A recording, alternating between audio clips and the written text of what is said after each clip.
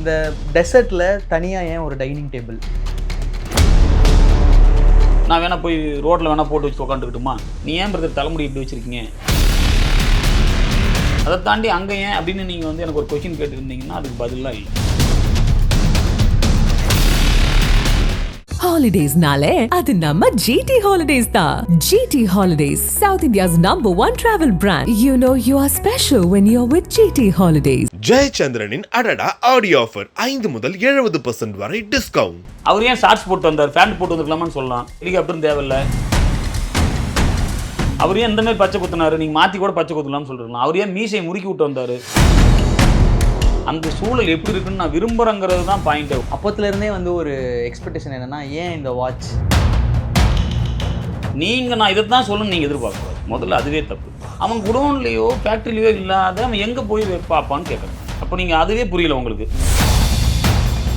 படத்துக்குள்ளே ஒரு இந்த டிவைஸ் ஒன்று இருக்குது, ஒரு சேர் வச்சு. அது படத்துக்குள்ளே இருக்கிறது ஒன்று இருக்கட்டும், ஆனால் அதுக்கு முன்னாடி அதுக்குள்ளே நிறைய தியரிஸ் இருக்குது பார்த்தீங்களா? சரி, அப்போ வேறு என்ன பண்ணலாம் நீங்களே சொல்லுங்க பார்க்கலாம். ஒரு ஐடியா கொடுங்க பார்க்கலாம். இப்போ நம்ம எல்லாத்தையும் விளக்கமானா நான் டாக்குமெண்ட் தான் எடுத்துகிட்டு இருக்கணும். முதல்ல அந்த காயலாங்கடை சேர்ன்னு சொல்கிற அந்த ரிவ்யூவர் வந்து நம்ம வந்து ஆங்கில படங்கள் அப்படி கொஸ்டின் கேட்டுருக்கோம்னா கேட்கவே இல்லை. தமிழ் படத்தில் ஒருத்தர் பண்ணிட்டா வந்து அதை நம்ம 100 கேள்வி கேட்டுகிட்டே இருப்போம். தேவா மேன்ஷனை நீங்கள் உருவாக்குனீங்க. என்னோடய சொந்த மேன்ஷன் நான் தான் கட்டி வாழ்கிறேன் அப்படின்றதெல்லாம் யாரும் சொல்லலை. கன்று வந்து அமீர் கான் சார் தவிர இது எங்கேயுமே கன்று பார்த்துருக்க மாட்டேன். அவரோட ப்ளஸஸை நாங்கள் நிறைய பார்த்துருக்கோம். நெகட்டிவ் சைடுன்னு ஒன்று இருக்கும்ல. பிடிச்சிருந்தா கேளுங்க, பிடிக்கலன்னா விட்டுருங்க, ஒன்றும் பிரச்சனை இல்லை. அதெல்லாம் ஷார்ட் டைமில் டக்கு டக்குன்னு நான் மூஞ்ச காமிச்சிருங்க. வணக்கம் சார். வணக்கம். எப்படி இருக்கீங்க? நல்லா இருக்குமா? நல்லா இருக்கீங்களா? சூப்பராக இருக்கும். அண்ட் படம் பார்த்ததுக்கப்புறம் இன்னும் குஷி அதிகம் தான் ஆயிருக்கு. ஆப்வியஸாக உங்களுக்குமே அந்த அந்த எனர்ஜி வந்து டிரான்ஸ்ஃபார்ம் ஆகிருக்கும். அண்ட் இன்னொரு முக்கியமான விஷயம் வந்து படம் ரிலீஸ்க்கு அப்புறம் ஒன்று போயிட்டு இருந்துச்சு. இந்த டெசர்ட்டில் தனியாக ஏன் ஒரு டைனிங் டேபிள் அப்படின்னு ஒன்று போட்டுட்ருக்காங்க. இது வந்து இப்போ எப்படின்னா, ஒரு ஒரு டான் வந்து உலகத்தில் பெரிய மாஃபியா கேங்கோட ஒரு சிண்டிகேட் தலைவர் ஒருத்தர் வராப்புல. நீங்கள் நார்மலாக ஒரு ஹோட்டலில் 5 ஸ்டார் ஹோட்டலில் ஒன்று மீட் பண்ணும். அது காமனாக எல்லாரும் கான்ஃபரன்ஸ். நீங்கள் நாகார்ஜுனா சாரும் உள்பட அதே மாதிரி கான்ஃபரன்ஸ் தான் உட்காந்துருக்காரு. இப்போ இவருக்கு வந்து த்ரெட்னிங் அதிகமாக இருக்குது, இவர் தேடல் ஜாஸ்தியாக இருக்குன்னு வச்சுக்கோங்களேன். அப்படி ஒரு இன்னைக்கு நீங்கள் குறிப்பிட்டு சொல்லணும்னா, இன்றைக்கி உலகளாவிய தேடக்கூடிய பர்சன் யாரோ ஒருத்தர் அவர் இப்போ இன்றைக்கி வராருன்னு வச்சுக்கோங்களேன். ஸோ அவருக்கு வந்து கண்ணு கட்டின தூர்வல்னு ஒரு ப்ராடக்ட் பண்ணிடுவாங்க. கண்ணு கட்டின தூர்வல்னு தெரியணும் யார் வராங்கன்னு. ஸோ இப்போ அது டெசர்ட்டு. இப்போ அவருக்கு அங்கே ஒரு மீட்டிங், இப்போ அவர் ரிசீவ் பண்ணுறதுக்கோ இப்போ எல்லா நாடுகள்லேருந்தும் ஆட்கள் அங்கே வராங்க. அப்புறம் இன்னொன்று நாகார்ஜுனா சார் இறந்துட்டார். இப்போ அவருடைய இறப்புக்கு வந்து ஒரு கூட்டம் கூடுறாங்க. இப்போ நம்ம கல்ச்சரில் நம்ம வந்து படையில் கடையில் போட்டு நம்ம வந்து சாப்பாடு பண்ணுறதோ இல்லை அவருக்கு வந்து காக்காய் சாப்பிட்றதோ இல்லைன்னா அழுதுட்டு நிற்கிறதோ இருக்கும். அவங்க கல்ச்சரில் அது இப்போ ஒரு ஃபியூனலில் போயிட்டு முடிச்சுட்டு வந்து அவங்க வந்து இது ட்ரிங்க் பண்ணுற இப்போ எல்லாம் கூடுற இடம் வந்து ஒன்றா இருக்கணும். நீங்கள் வந்து எல்லோரும் அந்த அவ்வளோ பெரிய இடத்துல வந்து சும்மா நின்றுட்டு இருந்தால் நல்லா இருக்காது. பொத்தம் பொதுவாக நின்றுட்டு இருந்தால் அப்போ இதில் யார் கூலி, யார் வில்லன், யார் கேங்ஸ்டரு, எவன் யார் பெரிய ஆளுன்னு தெரியாது. ஸோ இப்போ அதுக்கு அந்த இடத்துல ஒரு மீட்டிங் நடந்திருந்தா, ஒரு கான்ஃபரன்ஸ் நடந்திருந்தா அது எப்படி இருந்திருக்கும்? ஸோ அவங்க வெறும் ஃபைலை வச்சுட்டு உட்காந்து இருந்திருக்க மாட்டாங்க. இப்போ ஒரு பயங்கரமான ஒரு பாஸ்டான ஒரு டேபிளையோ அது போட்டுக்கிட்டு ஒரு ரிச்சான ஒரு ஏரியாவாக அது இருந்திருக்காது. அப்போ ஒரு ராவாக இருக்கிற ஒரு டேபிள் சேரில், ஒரு விண்டேஜான டேபிள் சேரில் உட்காந்துட்டு இருக்காங்க இப்போ. ஸோ அந்த அவருக்காக வெயிட் பண்ணிகிட்டு இருக்காங்கிறத கொஞ்சம் புதுசாக ரிட்டர்ன்மெண்ட் பண்ணது தான் அது. அது ஏன் அது அப்படின்னா, அப்போ ஒரு நம்ம 100 கேள்வி கேட்கலாம். ஏன் விண்வெளியில் வந்து கல் பறக்குது இப்படி நீங்கள் கேள்வி ஏன்னு கேள்வி கேட்க ஆரம்பிச்சிட்டோம்னா, நீ ஏன் பிரதர் தலைமுடி இப்படி வச்சுருக்கீங்க அப்படின்னு கேட்குற ஆரம்பித்து நீங்கள் 100 கேள்வி கேட்கலாம். இப்போ நான் ஒரு கதை சொல்கிறேன், திரும்பவும் அதே தான் சொல்கிறேன். நான் ஒரு கதை சொல்கிறேன், என் கதையில் இப்படி இருந்தால் நல்லா இருக்குன்னு நினைக்கிறேன். நீங்கள் ஒரு பொன்னியின் செல்வனோ ஒரு வேள்பாரிയോ படிச்சுட்டு ஏன் அங்கே அந்த மரம் ஏன் அந்த இடத்துல வந்தது அப்படின்னு நம்ம கேட்போம்னா கேட்க மாட்டோம். ஏன்னா ஒரு கிரியேட்டரோட கிரியேட்டிவிட்டியிலேருந்து அந்த இடம் வருது. அது உங்களுக்கு கனெக்ட் ஆகலைங்கிறது பிரச்சனை. எனக்கு இப்படி இருந்தால் நல்லாயிருக்கும். அவர் ஏன் ஷார்ட்ஸ் போட்டு வந்தார், பேண்ட் போட்டு வந்துருக்கலாமான்னு சொல்லலாம்.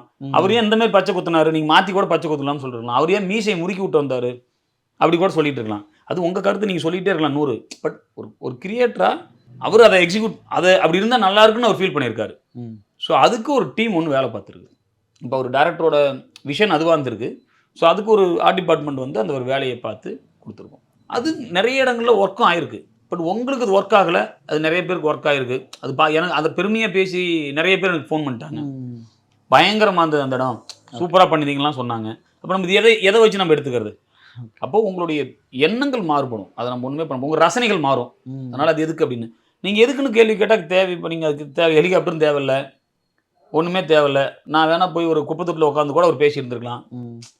நீங்கள் அது இல்லை பாயிண்ட். நான் அவர் எப்படி காமிக்கணும்னு நினைக்கிறேன், அந்த கேரக்டர் நான் எப்படி போர்ட்ரேட் பண்ணணும்னு நினைக்கிறேன், என் மனசில் இவர் எப்படி இருக்கார், அந்த சூழல் எப்படி இருக்குன்னு நான் விரும்புகிறேங்கிறது தான் பாயிண்டே ஒழிய, அதை தாண்டி அங்கே ஏன் அப்படின்னு நீங்கள் வந்து எனக்கு ஒரு கொஸ்டின் கேட்டுருந்தீங்கன்னா அதுக்கு பதிலாம் இல்லை. ஓகே, அது யாருக்கு வாட்ச் எக்ஸ்பீரியன்ஸாக அது நமக்கு ஸ்க்ரீனில் பார்க்க அவ்வளோதான். இப்போ அதை தான் சொல்லணும் நம்ம. திரும்ப நீங்கள் அங்கே ஏன் பாலைவனத்தில் நான் வேணால் போய் ரோட்டில் வேணால் போட்டு வச்சு உட்காந்துக்கிட்டுமா அப்படிங்க, அது கருத்து இல்லை. அது இந்த இடம் தான் நல்லாயிருக்கும். அப்போ 2 பெருந்தலைகள் வந்து உள்ளே இறங்குது, அவங்க அப்பாவும் மகனும் வராங்க, ரொம்ப காலத்துக்கு அப்புறம் எங்கேருந்தோ வராங்க. ஸோ அவங்களுக்கு ரிசீவ் பண்ணுறதுக்கு டீம் இருக்கணும். இப்போ இங்கே இருக்கிற லோக்கல் டான்ஸ்லாம் வந்து உள்ளே சேர்ந்துருப்பான், ஃபாரின்ல இருக்கிறவங்களாம் வந்து உள்ளே சேர்ந்து அங்கே ஒரு ஒரு ஒரு மீட்டிங் பாயிண்ட்டாக அது இருந்தால் எப்படி இருக்குங்கிறது தான் விஷயனே ஒழிய, இதுக்கு நீங்கள் அப்படி ஆளாளுக்கு ஒரு கருத்து வேணாம் நம்ம சொல்லிட்டு போயிட்டு இருக்கலாம். பட் இது டேரக்டரோட விஷயம் தான். அதுதான் இது உங்ககிட்ட கேட்டால் கரெக்டாக இருக்கும்னு நினைக்கிறேன். லோகேஷ் பற்றினும் போது அவரோட ஹை நாங்கள் நிறைய பார்த்துருக்கோம், அவரோட ப்ளஸஸை நாங்கள் நிறைய பார்த்துருக்கோம். நெகட்டிவ் சைடுன்னு ஒன்று இருக்கும்ல, ஒரு நெகட்டிவிட்டி வரும்போது இப்போது ஏதோ ஒன்று அவர் ஒரு படம் நல்லா இல்லை, இல்லை இந்த சீன் நல்லா இல்லை, இந்த மாதிரியான அந்த கிரிட்டிசிசம்லாம் லோகேஷ் மேலே வைக்கும் போது, ஏன்னா ஹை எக்ஸ்பெக்டேஷன் இருக்கும் போது அது ஈக்குவலாக வந்து இந்த இதுவும் வரும்ல. ஸோ அதை எப்படி அவர் ஹேண்டில் பண்ணுவார்? ரொம்ப நிதானமான மனிதர்மா. 2க்குமே ஆழ்த்திக்கிறது இல்லை. உண்மையாலே அதில் சிக்கல் இருக்குது அப்படின்னா அது ரொம்ப கவனித்து நிதானமாக யோசித்து நம்ம என்ன சரியாக இருக்கணும், ஏன் பண்ணலன்னு யோசிக்கிறாள். அப்படி யோசித்து தான் பண்ணுறாள். இப்போது எல்லாருடைய பாயிண்ட்டுமா, இப்போ நான் எப்படின்னா எல்லாருக்கும் ஒரு பர்ஸ்பெக்டிவ் இருக்கும். இப்போ நான் ஒரு கதையை சொல்கிறேன், இப்படி வச்சுக்காங்களேன், நான் ஒரு கதையை சொல்கிறேன், என் பாயிண்ட் ஆஃப் வியூலேருந்து உங்களுக்கு ஒரு கதையை சொல்கிறேன். நீங்கள் நான் இதை தான் சொல்லணும்னு நீங்கள் எதிர்பார்க்கக்கூடாது. முதல்ல அதுவே தப்பு. இப்போ எனக்கு ஒரு பிடிச்ச விஷயத்த நான் சொல்கிறேன், நீ இப்படி தான் சொல்லியிருக்கணும் அப்படின்னு நீங்கள் என்ன புஷ் பண்ணீங்கன்னா அது இல்லையே. ஓகே, அப்புறம் இப்போ உங்களுக்கு இருக்கிற சுதந்திரம் தானே எனக்கும். இப்போ நம்ம ஒரு ஃபிலிம் மேக்கராக எனக்கு ஒரு சுதந்திரம் இருக்குது, நான் அதை ஒன்று பண்ணுறேன். நீங்கள் விமர்சகராக வந்து நீ உங்களுக்கு ஒரு சுதந்திரம் இருக்குது, அதனால் நீங்கள் பண்ணுறீங்க. நீ இப்படி தான் பண்ணியிருக்கணும் அப்படின்னு யாருமே அதை பண்ணக்கூடாது. பிடிச்சிருந்தா கேளுங்க, பிடிக்கலன்னா விட்டுருங்க, ஒன்றும் பிரச்சனை இல்லை. பட் பிடித்த ஆட்களையும் இல்லை அது நல்லா இல்லை, அது பிடிக்கலன்னு அவங்கள இன்ஃப்ளூயன்ஸ் பண்ணாதீங்க. அது பண்ண வேண்டாம், அது பண்ண வேணாம்ல. உங்களுக்கு பிடிக்கல, ஆமாம் பிடிக்கல தான். எனக்கு இப்போ நீங்கள் போட்டுக்கிற கலர் சட்டை எனக்கு பிடிக்கல, எனக்கு தான் பிடிக்கல, அது அவருக்கு பிடிச்சிருக்கும். ஓகே, இப்போ ஒவ்வொருத்தர் பர்ஸ்பெக்டிவும் வேறு இல்லை. அதீத உச்சமாக புகழ்கிறதையும் ரொம்ப கீழ்மட்டமாக பேசுகிற 2யுமே சரிசமமாக பார்க்குற ஒரு நல்ல மனிதர் தான் அவர். அப்போ யாரையுமே ஒரு திட்டுறதோ குறை சொல்கிறதோ இல்லை அடடா நம்மளை தூக்கி கொண்டாடிட்டாங்க, நம்ம இன்னைக்கு எங்கேயோ போயிட்டோம் அப்படின்றது எதுவுமே இருக்காது. உண்மையாலுமே நீங்கள் கொண்டாடுறதுல நான் இருந்ததுன்னா ஆமாம் கரெக்ட் அப்படின்பாரு. உண்மையாலுமே நீங்கள் திட்டரில் வந்து நான் இருந்தேன்னா ஆமாம் நம்ம சரியாக பண்ணிடுறோம். கன்ஸ்ட்ரக்டிவ் கிரிட்டிசிசம் வந்தால் அதை அக்செப்ட் பண்ணிக்கிறாள் அவர் தான். அந்த மாதிரி தான். எதுக்கும் பெருசாக நீங்கள் அவரை இப்படி பக்கத்துலேயே உட்காந்துருக்காருனா கூட நீங்கள் அவரை ஈஸியாக ஜட்ஜ் பண்ணுற முடியாது. ஒருவேளை கோபமாக இருக்காரா, இவர் என்ன மாதிரி இருக்காரு அப்படின்லாம் தெரியவே தெரியாது. ரொம்ப நிதானமாக அந்த பதட்டமும் பரபரப்பும் முகத்தில் தெரியாது. நான்லாம் ஷார்ட் டைமில் டக்கு டக்குன்னு நான் மூஞ்ச காமிச்சிருவேன். நான் அவர் அப்படிலாம் எதுவுமே கிடையாது. அவர் என்னை இன்ஸ்பயர் பண்ணிகிட்டே இருக்கார் சொல்லப்போனால். Okay, nice. அண்டு படத்தோட பிகினிங்லேருந்து பார்க்கும்போது ஒரு சின்ன டீசர் மாதிரி ஆரம்பிச்சு, ஒரு ஃபுல் பிளாக் அண்ட் ஒயிட்டில் ஒரு கோல்டு செட்டப்பில் வந்து அப்போத்துலேருந்தே வந்து ஒரு எக்ஸ்பெக்டேஷன் என்னென்னா, ஏன் இந்த வாட்ச், ஏன் இந்த கலெக்டிவ் ஆஃப் வாட்சஸை போட்டு அது ஒரு இன்ஸ்ட்ருமெண்ட் மாதிரி வச்சு. ஏன்னா யூஸ்வலாக லோகேஷ் அவர் படத்தில் வந்து தூக்கிட்டு வந்துடுவார் ஒரு பீரங்கி, துப்பாக்கி, கத்தி, இந்த மாதிரியான வித்தியாசமாக நம்ம கேள்விப்படாத கன்னு, மிஷின் அந்த மாதிரிலாம் எடுத்துகிட்டு வரும்போது இதில் யோசிக்க வச்சது இது என்ன அப்படின்னு உள்ளே போக வச்சது வந்து வாட்ச். நீங்கள் தெரியாமல் கேட்குற இல்லீகல் மாஃபியா பண்ணுற கூட்டம் இருக்குல்ல. இப்போ நீங்கள் ஒரு ஹார்பர்லேருந்து ஒன்று கடத்திட்டு வரீங்க, அவன் எங்கே ஸ்டோர் பண்ணுவான்? ஓகே, பப்ளிக்கில் கொண்டு போய் நடு ரோட்டில் வச்சுட்டா உட்காந்து. இப்போ பர்மா பஜாரில் வெளியிலேருந்து ஏதாவது கூட்ஸ் வருது, இல்லீகல் கூட்ஸ் உள்ளே வருது, ஏதாவது ஒன்று நடத்துனா அவன் பதுக்கி தான் வச்சுருப்பான். இப்போ நீங்கள் அவனை குடோனில் காமிக்காமல் இப்போ நீங்கள் அது என்னன்னு எங்கேருந்து போய் காமிப்பீங்க? இப்போ இல்லீகல் பிஸ்னஸ் பண்ணுற ஒருத்தன் அவன் குடோன்லேயோ ஃபேக்ட்ரிலையோ இல்லாத அவன் எங்கே போய் பார்ப்பான்னு கேட்குறேன் நான். அப்போ நீங்கள் அதுவே புரியல உங்களுக்கு. அவங்க போய் நடு ரோட்டில் வச்சுக்கிட்டு வாங்க, இப்போ வந்து நான் மால் போட்டு கண்ணாடி மாளிகையில் வச்சுக்கிட்டு அவன் வச்சுட்டு உட்காந்துட்டு இருப்பான். அது இல்லை, முதல்ல அதை புரிஞ்சுக்கணும். இப்போ நம்ம கதை எதை சொல்லுதுங்கன்னு பார்க்கணும். இப்போ இதெல்லாம் தாண்டி மற்ற படங்கள் எல்லாம் இதை சொல்லிட்டு இருக்காங்க. இது இல்லாமல் என்ன பண்ணலாம்? இந்த படத்தில் அப்படி எதையுமே யூஸ் பண்ணியிருக்க மாட்டோம். கன்னு வந்து அமீர் கான் சார் தவிர இது எங்கேயுமே கன்னு பார்த்துருக்க மாட்டீங்க. எல்லாம் கத்தியுமே அந்த இடத்துல என்ன கிடைக்குதோ அதை வச்சு தான் ஃபைட்டே பண்ணியிருப்பாரு. கொக்கி இருக்கும். ஆமாம், அது அந்த மாதிரியான இன்ஸ்ட்ருமெண்ட் என்ன யூஸ் பண்ணலாங்கிறத பார்த்து ஐடியா பண்ண தான். அதில் புதுசாக என்னவாக இருக்கும். அப்புறம் இது எதை சார்ந்து இப்போ ஸ்மக்லிங் கூட்ஸ் வந்து நம்ம எடுக்கிறோம் அப்படின்னா இதெல்லாம் வேல்யூபிள் ப்ராப்பர்ட்டி. இப்போ ஸ்மக்லிங் வந்து நீங்கள் சாதாரண இதுலேருந்து பர்ஸ்லேருந்து பெல்ட்லேருந்து பெரிய டிஷர்ட் பெரிய லெவல் வரலும் எல்லாம் வந்துருச்சு. எல்லாத்தையும் காப்பி போட ஆரம்பிச்சிட்டான். எல்லாத்தையும் ஸ்மக். இப்போ நீங்கள் ஆமாம் அதை நீங்கள் எடுத்து போட்டிங்கன்னா நான் பர்மா பஜாரில் கடை போட்ட மாதிரி ஆயிரும். இல்லையா? நீங்கள் சீரியால் பட்டும் இதுவாகட்டும், நீங்கள் அதில் தரம் உயர்ந்து ஒரு என்னெல்லாம் ரொம்ப பெரிய விலை உள்ளதை எப்படி இங்கே இந்த மார்க்கெட்டில் வந்து அவங்க மாடிஃபை பண்ணுறாங்க. ஒரு பெரிய ஒரு பெரிய காரை வந்து இங்கேருந்து பிரித்து பார்த்து தனியாக பிரித்து விற்கலாம். ஸ்மக்லிங்கோட ஈஸியாக ஹேண்டில் பண்ணுறதும், அப்புறம் அதோடைய வேல்யூவாக ஜாஸ்தியாக இருக்கிறது எதுன்னு பார்த்தா அது வாட்சியாக இருந்தது. ஓகே. பல கோடிகளில் விற்கிற வாட்சஸ் நிறைய இருக்குது. இப்போ அதெல்லாம் இங்கே இந்த மார்க்கெட்டுக்கு இப்போ நீங்கள் ஒரு பிளாக்கில் ஒரு மார்க்கெட்டில் நம்ம க்ரியேட் பண்ணி அதை கடத்தி விற்கிறது இருக்குல்ல, அது கொஞ்சம் புதுசாக அந்த மாதிரி இருந்தது. அதனால் அதுக்கான வாட்சுக்கான நீடு இருந்தது. பட் வாட்சை வச்சுட்டோம். சரி, வாட்சிலே ஒரு ஆயுதமாக இருந்தால் எப்படி இருக்கும்? வாட்சை நீங்கள் சாதாரணமாக எடுத்து வச்சுன்னா அது மறைஞ்சு போயிடும். ஸோ அதை ஒரு ஆயுதமாக மாற்றணும்னா என்ன பண்ணுங்கிறது தான் அது அந்த ஓகே. அதுதான் பாயிண்ட்டாகவே இருந்துச்சு. ஏன்னா வந்து ஒரு ஸ்மக்லிங் பண்ணுற ஒரு விஷயத்தையே வந்து ஒரு வெப்பன் மாதிரி மாற்றணும் அப்படிங்கிறது தான் ஐடியாவே. அந்த இடத்துல நமக்கு என்ன அவைலபிளாக இருக்கிறதோ அதுதான் ஆயுதம். ஸோ அதை இப்போ இந்த கையில் இருக்கிற காப்பை கழட்டி அடிக்கிறது. இப்போ என்ன நமக்கு டக்குன்னு ஒரு முடிவு எடுத்துக்கிறதுக்கான இடத்துல என்ன இருக்கோ அதுதான் வாட்ச். ஓகே. மற்ற தாண்டி அதை தான் பண்ணணும் அப்படின்லாம் இல்லை. இப்போ நான் அந்த இடத்துல வேறு ஏதாவது ஒன்று வச்சுருக்கேன், ஒரு ராடு ஒன்று பெருசாக வச்சுருக்கேன், கோல்டில் ஒரு ராடு, கோல்டு எடுத்து அடிச்சிருப்பார். கோல்டு பிஸ்கட் இருந்தால் கோல்டு பிஸ்கட் எடுத்து அடிச்சிருப்பார். ஓகே. இப்போ கோல்டு பிஸ்கட் வந்து தூக்கி அடிக்கிற மாதிரி இருக்கும். ஒன்று தூக்கி போட்டு விளையாடுற மாதிரி ஆயிரும். இப்போ இது கொஞ்சம் பெக்குலியராக கொஞ்சம் இன்ட்ரெஸ்டிங்காக இருந்தது. இந்த வாட்சை கனெக்ட் பண்ணுறது இருக்குல்ல, அது பயங்கரமாக இருந்தது. அதனால் பார்க்குறதுக்கு சூப்பராக இருந்ததுனால நம்ம அது பிடிக்கும். ஓகே. அண்ட் ரொம்ப முக்கியமான விஷயம் வந்து படத்துக்குள்ளே ஒரு இந்த டிவைஸ் ஒன்று இருக்குது, ஒரு சேர் வச்சு. அது படத்துக்குள்ளே இருக்கிறது ஒன்று இருக்கட்டும், ஆனால் அதுக்கு முன்னாடி அதுக்குள்ளே நிறைய தியரிஸ் இருந்தது பார்த்தீங்களா? அது வந்து டைம் ட்ராவல் சேரு, அதில் உட்காந்து வந்து ப்ரீவியஸ்க்கு போகிறாங்க, பாஸ்ட்டில் போயிட்டு என்ன நடந்ததுன்றது வந்து இது ஒரு டைம் ட்ராவல் படம் அப்படின்ற மாதிரி ஒன்று மாறுச்சு. நீங்கள் அதெல்லாம் நீங்கள் நோட் பண்ணியிருப்பீங்க. ஓகே. இதெல்லாம் பார்க்கும்போது எப்படி இருக்கும்? ஆமாம், என்னென்னா நம்ம அப்படி நிறைய பார்த்துட்டோம். நீங்கள் டைம் ட்ராவல் படம்னாவே ஒரு சேரில் போய் உட்காந்து ஒரு லிவரை தூக்குனா நாங்கள் மறைஞ்சிருவோம் அப்படின்றது தான். அப்படி நம்ம நிறைய அப்படி பார்த்து பழகிட்டோம். அப்புறம் இன்னொன்று, அது இந்த கொடும் தண்டனை எலக்ட்ரிக்கல் ஷாக் கொடுப்பாங்கல்ல, அதுக்கான சேர் அது. முதல்ல அந்த காயலாங்கடை சேர்ன்னு சொல்கிற அந்த ரிவ்யூவர் வந்து நம்ம வந்து அது ரொம்ப தவறான ஒன்று. அது எல்லாருக்கும் தெரியணுங்கிற நெசசிட்டி இல்லை. சும்மா ஒரு சேர் அப்படி இல்லை.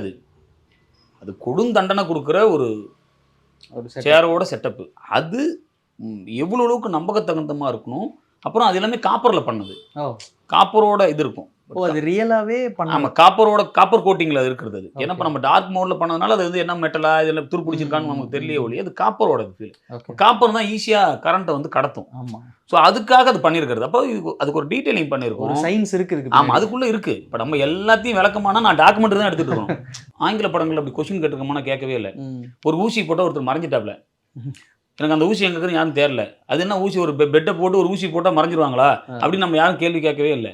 ஏன்னா நம்ம இது சும்மா தமிழ் படத்தில் ஒருத்தர் பண்ணிட்டா வந்து அதை நம்ம 100 கேள்வி கேட்டுகிட்டே இருப்போம். சரி, அப்போ வேற என்ன பண்ணலாம், நீங்களே சொல்லுங்க பார்க்கலாம், ஒரு 100 ஐடியா கொடுங்க பார்க்கலாம்.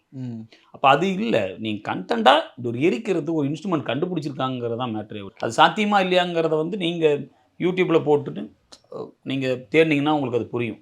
ஸோ இந்த கூலி படத்தை வந்து 2ஆக நான் பிரிக்கிறேன். ஒன்று வந்து லோகேஷ் சொன்னார், நாங்கள் நிறைய செட்டுக்கு போகல, லைவாக நிறைய ஷூட் பண்ண நினச்சோம் அப்படின்னும் போது ஒரு வாஸ்டான செட்டு போடுற அந்த ஒரு விஷயம் வந்து கட் ஆகுதுங்க. ஏன்னா தேவா மேன்ஷன் இந்த மாதிரி அந்த லேபு இந்த மாதிரி சின்ன சின்ன இடங்கள் தான் வந்து உங்களுக்கு செட்டாக இது பண்ணுற மாதிரி ஒரு ஆப்ஷன் உங்களுக்கு இருந்திருக்கும். அப்படியே இன்னொரு பக்கம் பார்த்தீங்கன்னா நிறைய குட்டி குட்டி விஷயங்கள்ல வந்து உங்களோட ஒர்க் நிறைய இருக்கிற மாதிரி இருந்திருக்கும். ஸோ இந்த 2 விஷயம் எப்படி இருந்தது? இந்த படம் ஃபுல்லாக செட்டு, 80% செட்டு. அப்படியா? செட்டுக்குள்ளே போனது. செட்டுன்னா நீங்கள் ஒரு அடைஞ்ச ஒரு ஃப்ளோருக்குள்ளே போய் போகிறது மட்டும்தான் செட்டு இல்லை. ஓகே. இப்போ நீங்கள் அந்த சுடுகாடு செட்டு, இப்போ அந்த சுடுகாடு ஃபுல்லாக ஒரு 500 சமாதி போட்டிருப்போம் அதில். இப்போ அது செட்டு இல்லாமல் நீங்கள் போய் இப்போ இன்றைக்கி போய் பார்த்தீங்கன்னா அது மரமும் புல்லும் தவிர வேறு எதுவும் நீங்கள் இப்போ ஷூட் பண்ணணும்ல. கூலி படத்தோட நீங்கள் அந்த படம் ஃபுல்லாக எடுத்துகிட்டு ஒவ்வொரு லொக்கேஷன் இன்னைக்கு காலையில் போய் நாளைக்கு காலையில் போய் நின்னீங்கன்னா எந்த இடமும் அந்த இடமா இருக்காது. ஓகே. அதில் எல்லாமே செட்டு தான். நீங்கள் ஒரு 80-85% செட்டை வந்து அவுட்டோரில் கொண்டு போய் அந்த இருக்கிற இடங்களில் போட்ட செட்டு. ஓகே. இப்போ நீங்கள் கடலுக்கு நடுவில் கொண்டு போய் அதை போட்டிருக்கோம். ஜெட்டியோட எண்டில் கொண்டு போய் நாகார்ஜுனா சாரோட ஆஃபீஸை போட்டிருக்கோம், கிங்பின் ஆஃபீஸை போட்டிருக்கோம். அது செட்டு. ஓகே. ஸோ இப்போ கடலுக்கு நடுவில் போய் அங்கே அப்படி ஒரு பில்டிங் அங்கே இருக்கானா நீங்கள் இருக்காது. நீங்கள் வெளியில் போய் கண்டெய்னர் யார்டை தவிர கண்டெய்னர்லேயாவது கண்டெய்னர் இருக்கும் யாருங்கிறதுனால. அதுக்கப்புறம் நிறைய டீட்டெயிலிங் அதில் பண்ணியிருக்கோம். அதை தாண்டி அதை தவிர நீங்கள் இந்த படம் ஃபுல்லாக ஆரம்பித்து எண்டு வரணும். நீங்கள் இந்த கடைசி கிளைமேக்ஸில் வந்து கப்பல் பார்த்துருப்பீங்க. ஆமாம். நீங்கள் நாளைக்கு போய் பார்த்தீங்கன்னா கப்பல் எதுவுமே இருக்காது. ஒரு தரைத்தளம் மட்டும் இருக்கும். அதில் எந்த எதுவுமே இருக்காது. அதில் கப்பலுக்கான ஒரு வால் இருக்கும், ஒரு தளம் இருக்கும். அதுதான் உங்களுக்கு தெரியும். நாளைக்கு போய் அந்த கப்பலை பார்த்தாலும் அதுதான் இருக்கும். ஓகே. இப்போது அவரோட மேன்ஷன், தேவா மேன்ஷன் ஒரு ஃபஸ்ட்டு எடுத்தோன்னே ஒரு போர்ஷன் வருது. அதில் வந்து பார்த்தீங்கன்னா அது வந்து தலைவரோட இடம் அப்படின்ற மாதிரி அதுதான் ஒரு இருக்கிற இடம். எப்படி பார்த்து பார்த்து அந்த தேவா மேன்ஷனை நீங்கள் உருவாக்குனீங்க? இப்போ தேவா மேன்ஷனுங்கிறது ஆக்சுவலாக அதுக்கு ஒரு பேக் ஸ்டோரி இருக்குது. நம்ம அதை கவனிக்கல. இப்போ நம்ம டீட்டெயிலாம் வச்சுருப்போம் உள்ள. அது விண்டேஜான ஒரு பில்டிங். அது ஒருத்தர் மெயின்டைன் பண்ணிட்டு இருப்பாரு. அது வந்து இவர் போன உடனே இவருக்கானதா இவருக்காக அது விட்டுட்டு போயிருப்பாரு அவரு அப்படின்ற மாதிரி ஒரு கதை இருக்கு. பட் அது தேவையில்லை. நம்ம விளக்கம் கொடுக்கணுமானா அது தேவையில்லை. இவர் போய் நிறைய சொல்லிட்டு இருந்தாங்க. அது போய் கட்டி வாழ்றாரா அப்படின்னு. நம்ம அப்படி ஏதாவது சொல்லியிருக்கோமா? என்னோட சொந்த மேன்ஷன் நான் தான் கட்டி வாழ்றேன் அப்படின்றதெல்லாம் யாரும் சொல்லலை. அதை அவர் பார்த்துக்கிறாரா, லீஸுக்கு எடுத்திருக்காரா, வாடகைக்கு இருக்காரா, எதுவுமே நமக்கு தெரியாது. அண்ணன் மேன்ஷன்ல இருக்காரு. அண்ணனோட மேன்ஷன். இப்போ நான் ஒரு இடத்துல தங்கிருன்னு வச்சுக்கோங்க, அது நம்மளோட வீடுமோ. அது சொந்த வீடானா சொந்த வீடா இருந்துக்கிறதுங்கிற அவசியம் இல்லையா? சொந்த வீடை மட்டும் தான் என் வீடுன்னு சொல்லணுமா? அப்படிலாம் இல்லை. வாடகை வீடாகவும் இருக்கலாம். இப்போ இது நம்ம எதுக்குமே டீட்டெயிலிங் நம்ம பண்ணலை. அதை நம்மளா ஒரு 19 ஒரு கருத்தை சொல்லக்கூடாது முதல்ல. அது விண்டேஜ் பில்டிங்கு. அந்த விண்டேஜ் பில்டிங்கை இவர் மெயின்டைன் பண்ணதை பார்த்து ஒருத்தர் வந்து அதை கொடுத்துருக்கார் அப்படின்னு வச்சுக்கலாம். அப்படி ஒரு கதையாக நான் சொல்கிறேன்னு வச்சுக்காங்களேன். அந்த இடம் எப்படிலாம் இருக்கலாம்? ஸோ அப்போது ஒரு பிராட்வேல இருக்குது, அப்போ இங்கே ராயப்பேட்டில் இருக்குது அப்படின்னா இந்த ஓல்டு மெட்ராஸோட பில்டிங் எல்லாம் எப்படி இருந்தது? ஸோ அந்த விண்டேஜ் ஃபீலிங்கில் பில்டிங்ஸ் எப்படி இருந்தது? அப்போ மேன்ஷன்லாம் என்னவா இருந்தது? அந்த மேன்ஷனுடைய கட்டமைப்பு எப்படி இருந்ததுன்னு போய் நிறைய ரிசர்ச் பண்ணிவிட்டு எல்லாம் குட்டி குட்டியாக இருந்தது. இப்போ நமக்கு ஒரு ஸ்பேஸ் தேவைப்பட்டுச்சு. சென்ட்ரல் இப்படி ஒரு முற்றம் வச்ச மாதிரி ஒரு பெரிய இடமா இருந்தால் இப்போ டான்ஸோ சீனோ நடக்கிறதுக்கு பயங்கர வேல்யூபிளாக இருக்கும் அப்படின்றதுனால அதை நம்ம கிரியேட் பண்ணோம். ஸோ அதில் இன்ட்ரெஸ்டிங் ஃபேக்டாக என்ன மாற்றணும் அப்படின்னா, ஒரு சார் வந்து நின்னார்னா 360 டிகிரி எனக்கு நமக்கு தெரியணும் அப்படின்னா அந்த பாலம் போட்டோம். ஓகே, சென்டரில் கனெக்ட் ஆகிறதுக்கு ஒரு பாலம். ஸோ அப்புறம் எந்த பக்கம் ஷாட் வச்சாலும் ஏதோ ஒரு பில்டிங்கோட பேக்ட்ராப் தெரிஞ்சுட்டே இருக்கணுங்கிறதுக்காக நம்ம அதை ஒன்று கிரியேட் பண்ணுவோம். ஸோ அந்த மாதிரி தான் டெவலப் பண்ணுது. அதில் எல்லாமே இன்ச் பை இன்ச் பார்த்து பண்ணது தான். அப்போ அந்த செட்டுன்னு முடிஞ்சவளும் தெரியாமல் பண்ணுறதுக்கு என்ன வேலை பண்ணுமோ அதெல்லாம் பண்ணியிருப்போம். டீட்டெயிலிங் நிறைய பண்ணியிருப்போம். நீங்கள் மற்ற திரும்ப ஒரு 2 டைம் போய் பார்த்தீங்கன்னா தெரியும். அதில் நிறைய டீட்டெயிலிங் பண்ணியிருப்போம். நீங்கள் அந்த ரிசப்ஷனில் ஆகட்டும், கிச்சன் ஆகட்டும், டைனிங் ஹால் ஆகட்டும், மற்ற ரூம்ஸ் ஆகட்டும், எல்லாமே நிறைய டீட்டெயிலிங் பண்ணிருப்போம். கவனிச்சா தெரியும். அண்ட் படத்துலையுமே வந்து அந்த விண்டேஜ் டச் அப்பப்போ இருந்துக்கிட்டே இருக்கும்ல. ஏன்னா பழைய சூப்பர் ஸ்டாரை நம்ம பார்க்கணும் அப்படின்னும் போது அந்த போர்ஷன் கொஞ்சம் பின்னாடி போய் பார்ப்போம். அந்த பஸ்ஸாக இருக்கட்டும்,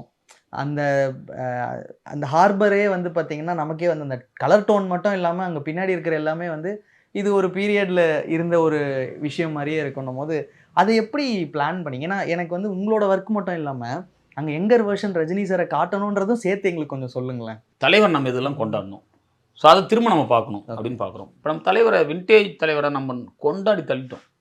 நிறைய பார்த்துருக்கோம். அப்போ இப்போ நடுவில் இப்போ இருக்கிற தலைமுறைக்கு அவரை அப்படி ஒரு படங்களை பார்த்துருப்பாங்களா, அப்படி ஒரு கனெக்ட் ஆனாங்களான்னு தெரியல. நம்ம அவருக்கு படம் அதெல்லாம் கொண்டு வரணுங்கிறது தான் பாயிண்ட்டு. கொண்டு வந்தால் அந்த இடம் என்னவாக இருக்கலாம். இது வந்து ஒருத்தனோட மட்டும் இல்லை, அவன் சிஜியோட இதுவும் இருக்குது, ப்ளஸ் வந்து அந்த கலரிங் ஒர்க் இருக்குது. இப்போ அதெல்லாம் சேர்ந்து நான் என்னை பொறுத்தவரைக்கும் ஆர்ட் என்ன பண்ணியிருக்கேன்னா அந்த இடத்த எப்படி பழமையாக மாற்றுறது. அப்போ அந்த சூழல் எப்படி இருக்கும்? ஒரு பஸ்ஸு. ஸோ இப்போ அந்த பஸ்ஸெல்லாம் அப்போ எப்படி இருந்தது, என்ன பஸ் போயிட்டு இருந்தது? இப்போ சென்னையாக இருந்து சென்னை என்ன பஸ் போயிட்டு இருந்தது, பாம்பே வந்தால் பாம்பேயில் என்ன பஸ் போயிட்டு இருந்தது, அந்த காலகட்டங்களில் பஸ்ஸோட கலர் என்ன வந்தது, அப்படி அமைப்பு எப்படியா இருந்தது, அப்புறம் அந்த சூழல் இப்போ பாம்பேயில் இருக்கிற ஒரு போர்ட்டோட சூழல் அப்படின்னா அது எப்படி இருந்திருக்கும், என்னென்னலாம் இருந்திருக்கும் அந்த டைமில் அப்படின்றத தேடி பிடிச்சி ஒன்று செட் பண்ணும். ஓகே, அதில் அந்த கார்லாம் நீங்கள் காட்டியிருப்பீங்க, அந்த விண்டேஜ் கார்ஸ்லாம் அதில் உண்மையிலே இயங்குதா? இயங்குற கார் தான். ஓகே, ரெடி பண்ணி கொண்டு வந்தது.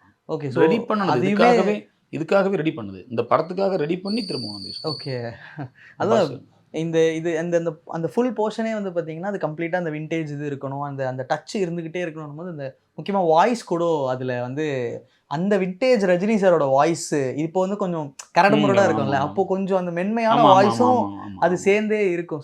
இந்த ஃபுல் மேக்கிங்கை நீங்கள் பார்க்கும்போது எப்படி இருந்தது? ஃபுல் உங்களோட ஒர்க் இதெல்லாமே சேர்த்து. ஆமாம், நான் ஜென்ரலாகவே ரஜினி சார் பார்த்து நாங்கள் அதாவது அங்கேயே புல்லரிச்சிட்டு இருக்கோம் நமக்கு. அவரெல்லாம் இப்போ ஒரு கெட்டப் மாற்றி அந்த டே ஷூட்டிங் நடக்கும்போதெல்லாம் அப்படி வாயை பிளந்துட்டு பார்த்துட்டு இருந்தது தான் ஜாஸ்தி. ஓகே, தலைவர் இப்போ அவருக்கு வயசே ஆகாதா, எப்படி இப்படி இருக்கார் அப்படின்னு இருக்கும். நீங்கள் அது டிஏஜிங் பண்ணுறதுக்கு முன்னாலே அவர் பார்த்துனாலுமே நீங்கள் அப்படி தான் இருக்கும். ஓகே, அவ்வளோ பரபரன்னு அவர் வந்து அந்த மேக்கிங் எடுத்து அந்த ஷூட் போன டேஸே பயங்கரமாக இருக்கும், சூப்பராக இருந்தது. நமக்கு அப்பயே ஒரு விண்டேஜ் ஒரு ஃபீல் வந்துருச்சு. அது படத்துக்குள்ளே இருக்கிறதெல்லாம் நிறைய பேசணும் சார். படம் பார்த்துருப்பீங்க, ஒரு ஃபேனாக எப்படி இருந்துச்சு? நான் தலைவரோட தீவிர வெறியன். நான் வளர்ந்ததுலேருந்தே அவரை பார்த்து தான் வளர்ந்துருக்கேன். அவருடைய இப்போ அவர் இன்ஸ்பயர் பண்ணாமல் எந்த சூழலும் எனக்கு இருந்ததே இல்லை. அவரை பார்த்து தான் படங்கள், நீங்கள் என் நடை உடை பாவனை அத்தனையும் அவர் தான் ஆக்கிரமிச்சிருக்காரு. அப்படி இருக்கிற ஒருத்தனுக்கு வந்து அந்த படம் பார்த்த உடனே நான் தலைவர் ஃபேனாக கொண்டாடி தள்ளிட்டேன் நான். ஓகே. பயங்கர எக்ஸைட்மெண்ட். எனக்கு தலைவரை நான் அப்படி ரொம்ப வருஷம் ஆச்சு இப்படி பார்த்து, இவ்வளோ ஃப்ரெஷ்ஷாக, இவ்வளோ எனர்ஜிஸ்டிக்காக சூப்பராக இருந்தது. நான் எனக்கு பார்த்து பயங்கரமாக கொண்டாடினேன் நான். ஓகே. இன்னும் கூடுதல் சந்தோஷம் அப்படின்னா உங்கள் நண்பர் லோகேஷ் வந்து அவரோட உயரங்கள் வந்து பார்த்தீங்கன்னா கொஞ்சம் கொஞ்சமாக அப்படியே இன்க்ரீஸ் ஆகிட்டே போயிட்டு இருக்கும்போது உச்சம் அப்படின்னு வந்து தலைவர் படத்தை சொல்லலாம். ஒரு டைரக்டருக்கு வந்து இல்லை ஒரு டெக்னீஷியனே உங்களை மாதிரி வச்சுக்கோங்களேன், தலைவர் படம் எப்போ நம்ம ஒர்க் பண்ண போகிறோம் அப்படிங்கிறது தான் உச்சகட்டமே அப்படின்னு நமக்கு தோணும். நீங்களும் பண்ணிட்டீங்க, உங்கள் நண்பர் லோகேஷும் பண்ணிட்டார், மாநகரம்லேருந்து பார்த்துட்டு இருக்கீங்க. ஸோ இந்த டிரான்சிஷன் எப்படி பார்க்குறீங்க? உங்கள் 2 பேரையும் வச்சு சொல்லுங்கள். இந்த இடம் எனக்கு வந்து கிஃப்ட்டு தான். ஆக்சுவலாக சொல்ல போனால் இது தலைவரை நம்ம வந்து அப்படி போஸ்டரில் பார்த்துக்கிட்டு ஸ்க்ரீனில் பார்த்துட்டு இருந்துட்டு இப்படி பக்கத்தில் பார்க்கறது இருக்குல்ல, அப்புறம் அவர் இருக்கிற படத்தில் நம்ம வேலை பார்க்கறது இருக்குல்ல, அதுவே பயங்கரமான பிளெஸ்ஸிங். ஓகே. அதை விட வேறு என்ன வேணும்னு கேட்டிங்கன்னா, அந்த சினிமாவுக்கு நான் வந்ததுக்கு என்ன எனக்கு வேணும், எனக்கு பெருசாக இதை வேறு ஏதாவது எதிர்பார்த்து வந்தேன்னா இதுக்கப்புறம் எனக்கு ஒன்றும் இல்லை. என்னுடைய பீக் அப்படின்னு சொல்லலாம். இது ஒரு மைல்கல் இல்லை அடுத்து நகர்றோம் அப்படிலாம் தாண்டி இதை விட நமக்கு என்ன வேணும்? உச்சம் அவ்வளோதான். இப்போ இதை வந்து நம்ம அவர்கிட்டருந்து பார்த்தா நம்ம மாநகரத்துலேருந்து இது அவர் திறமைக்கான அங்கீகாரம் தான். ஓகே. இப்போ நீங்கள் அவர் ஒரு தொழிலை எந்த அளவுக்கு நேசித்தா ஒரு மனிதன் எவ்வளோ உச்சம் போக முடியும் அப்படின்றதுக்கு ஒரு சிறந்த எடுத்துக்காட்டு அவர் தான். ஓகே.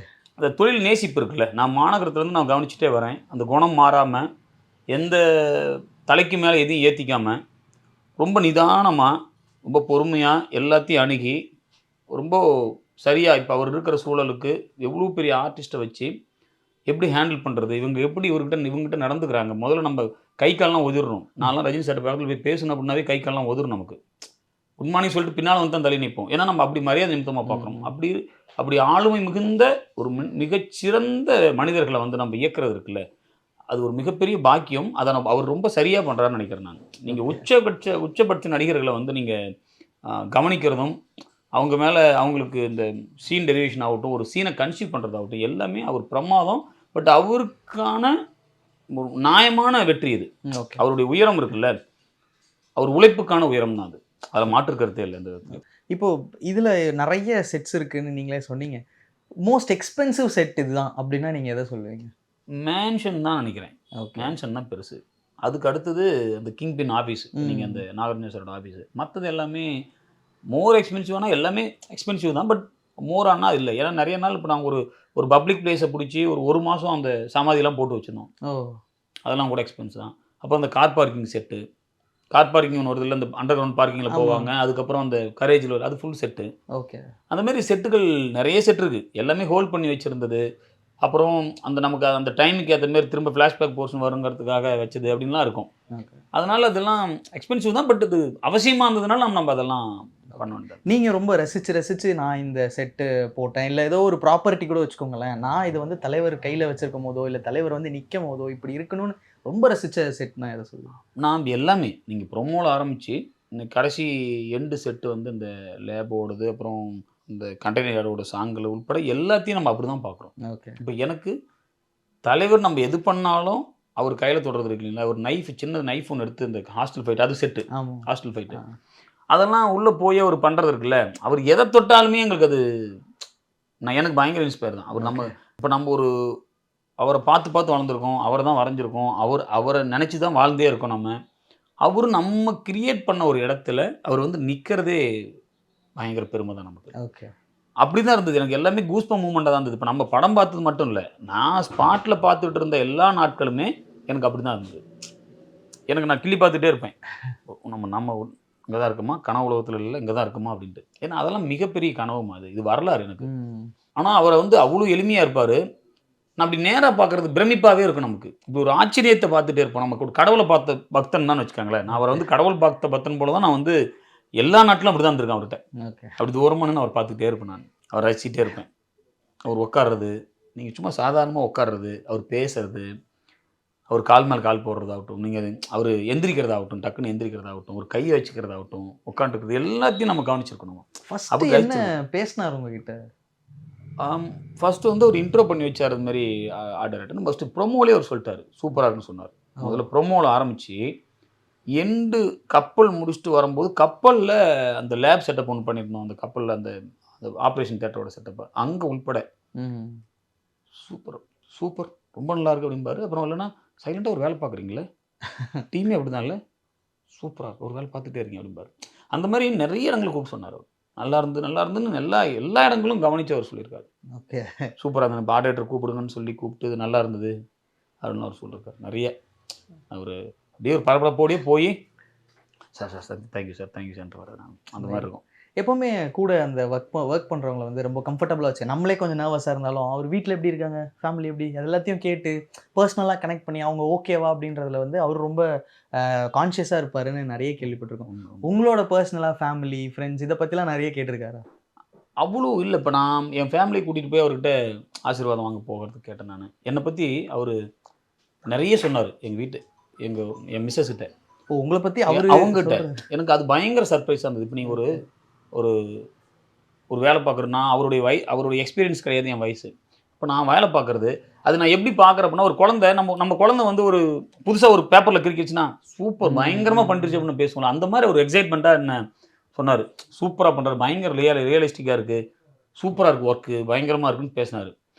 அது எனக்கு இப்போ ஆச்சரியமாக இருந்தது. அவர் சொல்லணும்னு தேவையே இல்லை. நீங்கள் அதை அப்படி போய் நீங்கள் அது யாருக்கிட்ட சேர்த்துனா அந்த பெருமை அவங்களுக்கு பெருமையாக இருக்குன்னு நினைக்கிறாரோ, அது அவங்ககிட்ட அதை கரெக்டு சேர்க்குறாரு அவர். ஆமாம், எனக்கு ஆச்சரியமாக இருக்குது. அப்போ ஒதுருது கை கால்லாம் அவரை பார்க்கறதுக்கு. நம்மளே அவர் ஒரு நேரத்தை வந்து செலவிடக்கூடாது. அப்புறம் என் குழந்தைய கூப்பிட்டு அவர் வந்து அவங்க கூட ஒரு ஃபோட்டோ எடுக்கலாமான்னு அவர் கேட்டு ஒரு ஃபோட்டோ எடுக்கிறலாம் இருக்குல்ல, அந்த அவரை தாண்டி நீங்கள் ஒரு மனிதனை வந்து நீங்கள் அப்படி பார்க்கவே முடியாது. என்ன கவனிச்ச வரலும் நான் ஸ்க்ரீனில் பார்க்குறதாகட்டும் இல்லை நேராக பழகும்போது பார்த்த மனிதர் இருக்கார்ல, அவர் உச்சத்துக்கு அவர் இப்படி இருக்காருங்கிறதுலாம் நமக்கு வந்து நம்பவே முடியாது. அப்படி நான் இருப்பேனா அப்படின்னு எனக்கு தெரியாது. அது நான் மற்றவங்களை பற்றி கருத்து சொல்ல விரும்பல. இப்போ நான் அப்படி இருப்பேனா எனக்கு அப்படி தெரியாது. அவ்வளோ புகழோ அவ்வளோ உச்சமோ வந்தோம்னா நம்ம அப்படி இருப்போமா, அவ்வளோ கவனிப்போமா, மனிதர்களை முதல்ல கவனிப்போமா, அப்புறம் சக தொழிலாளர்கள் இப்போ எல்லாருக்கிட்டையுமே வந்து எல்லாருக்கும் வணக்கம், அப்புறம் எல்லாருக்கும் ஒரு மரியாதை கொடுப்பாரு. ரொம்ப மரியாதை. அப்போ அந்த இடத்த வந்து அந்த சூழலை வந்து நீங்கள் சொன்ன மாதிரி ரொம்ப கம்ஃபர்டபுளாக வச்சு பார்க்கல. அது பயங்கர ஆச்சரியமாக இருக்கும் நமக்கு, பயங்கர ஆச்சரியம். இப்போ உங்ககிட்ட வந்து டேரெக்டாக நீங்கள் நல்லா ஒர்க் பண்ணுறீங்க அப்படின்னு சொல்கிறது வந்து வேற, உங்கள் ஒய்ஃப் கிட்ட அதை சொல்கிறாருன்னு போது அவங்க எப்படி அதை என்ன சொன்னாங்க? வந்துட்டு அவங்க பிரமிச்சு போய் தான் நின்னாங்க. என்ன நம்ம யாருங்க அவரை பார்க்கறதே பெரிய அப்படி இருக்குல்ல. அவர் ஒருத்தரை பற்றி சொல்லிட்டு இருக்காருன்னா நமக்கு அவங்க ரியலைஸ் பண்ணி இறங்கி வந்ததுக்கு அப்புறம் தான் அவங்க ரியலைஸே பண்ணாங்க. உங்களை பற்றி தான் இவ்வளோ நேரம் சொல்கிறாரு. இல்லை என்னவா அந்த இடம் என்னவா நடந்திருக்கு அப்படின்றதே அவங்களுக்கு ஒரு மாதிரி வியப்பிலே தான் இருந்தாங்க. ஓகே, வந்து நின்று இவ்வளோ சொல்லியிருக்காரு அப்படின்றதே அவங்க அப்போ தான் அந்த ஒரு இயல்பு நிலைக்கே வந்தாங்க அவங்க. அந்த மாதிரி எனக்கு ரொம்ப படத்தில் ரொம்ப பிடிச்ச ஃபேவரட் ஒரு சீக்வன்ஸ் வந்து அந்த ஹாஸ்டலில் நடக்கிற ஒரு ஃபைட்டு தான். அதுதான் வந்து எப்படி சொல்கிறது, நாம் இவ்வளோ நாள் மிஸ் பண்ண ஒரு தலைவர் ஃபைட். அதில் வந்து ஒரு ஹியூமர் இருக்கும், ஆக்ஷன் இருக்கும், அவரோட ஸ்டைல் இருக்கும். கம்ப்ளீட்டாக வந்து நம்ம ரொம்ப காலத்துக்கு முன்னாடி இதை நம்ம பார்த்து ரொம்ப பிடிச்ச ஒரு விஷயம். இந்த மாதிரி ஒரு ஃபைட்டில் வந்து காமெடி வச்சு அந்த ஃபைட்டுக்குள்ளே வந்து அந்த ஹாஸ்டலுக்குள்ளே இருக்கிற விஷயங்களே வந்து யூஸ் பண்ணுறது. பான்ஸ் பவுடர் எடுத்து அடிப்பார், அந்த மூஞ்சில் வந்து அடிப்பார். இந்த மாதிரியான விஷயங்கள்லாம் நீங்களும் ஃபைட் மாஸ்டரும் எப்படி அதில் எனாக்ட் பண்ணீங்க? பொதுவாகவே நம்ம படத்தில் இயக்குனர் சொல்கிறதே வந்து அந்த இடத்துல இருக்கிற பொருள் எடுத்து அடிக்கணுங்கிறது தான். இதை தாண்டி நான் ஒரு ரவுடி ஒரிஜினலாகவே ஒரு கத்தி அடிச்சு வருவேன், சின்னதாக ஒரு கத்தி எடுத்து வருவேன், அதெல்லாம் நம்ம பண்ணுவோம். இப்போ நான் அதை எதுக்குமே தயாராகல ஒரு மனுஷன் என்ன பண்ணுவாப்புல, அங்கே இருக்கிற என்ன இருக்கோ அதை எடுத்து வச்சு இது வந்து பிளாட், இது வந்து கான்செப்டாக அப்படி தான் இருக்கும். அப்போ அந்த இடத்துல என்னென்னலாம் இருந்தால் இன்ட்ரெஸ்ட்டாக இருக்கும், எதுதெல்லாம் ஆயுதமாக யூஸ் பண்ண முடியாது, ஃபைட் மாஸ்டரோட இது. அப்போ இது எல்லாத்தையும் உடைக்கணுமா இல்லை மேலே விழணுமா, அப்போ விழுந்தால் அவங்களுக்கு அடிபடாமல் இருக்கணுமா, என்ன பண்ணணும், அப்போ எவ்வளோ பாதுகாப்பாக அதை வந்து தயார்படுத்தணும், அந்த ப்ராப்பர்ட்டி என்னவாக இருக்கணும், அது எப்படி ஒர்க் ஆகும் அப்படின்றதுக்கு எல்லாத்துக்கும் நம்ம ஒரு டிஸ்கஷன் 2 பேரும் சேர்ந்து பண்ணுறது தான். அதில் சில நிறைக்குறைகள் இருக்கும். சிலது வந்து கொஞ்சம் நம்ம ஓவராக பண்ணியிருப்போம், சிலது கொஞ்சம் கம்மியாக இருக்கும், சிலது கொஞ்சம் இன்னும் கொஞ்சம் பெருசு பண்ணுற மாதிரி இருக்கும், அந்த சைஸை விட கொஞ்சம் கேமராவுக்கு தெரியறதுக்கு, சிலது கொஞ்சம் கம்மி பண்ணுற மாதிரி இருக்கும். ஸோ அதெல்லாம் நம்ம அந்த ப்ராக்டிக்கலாக அங்கே பண்ணி அதில் ஒர்க் ஆகி வெளியில் வர்றது நம்ம அவுட்புட்டாக பார்க்குறது. ஸோ ஃபைனலாக வந்து உங்களோட அந்த இவ்வளோ நாள் அந்த எக்ஸ்பெக்டேஷன் வந்து எப்போ நம்ம தலைவர் படத்தில் ஒர்க் பண்ணுவோம் அப்படிங்கிறதெல்லாம் வந்து கூலியில் வந்து நிறைவேறிடுச்சு. ஸோ இதுக்கப்புறமும் வந்து அடுத்தடுத்து தலைவரோட உங்களோட காம்பினேஷன்ஸ் வந்து பார்க்க நாங்கள் ரொம்ப ஆசைப்படுறோம்.